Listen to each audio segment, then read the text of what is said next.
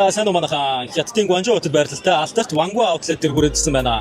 Тэгээд энэ outlet-ийн талаар товчхон мэдээлэл өгье. Энэ outlet нь Хятадын хамгийн том, хамгийн олон брэндүүдийг нэг доор тоглуулж чадсан хамгийн хямд үнэийг санал болгодог ийм outlet байгаа. Outlet дотор нь Nike, Adidas, Puma, Vans, Converse гэх дэлхийн алдартай брэндүүд болон Хятадын дотоодын алдарт Anta, Li-Ning гэх мэт брэндүүд байнгын хямдралтай үнээр худалдаалдаг. Хятадын үндэсний баяр болон цагаан сарын баяраараа хамгийн том хямдралуудыг заалдаг. Тэгээд дотгошоо орж ямар брэнд хэдэн хүртэл хямдарсан байна? Хамтдаа харцгаая.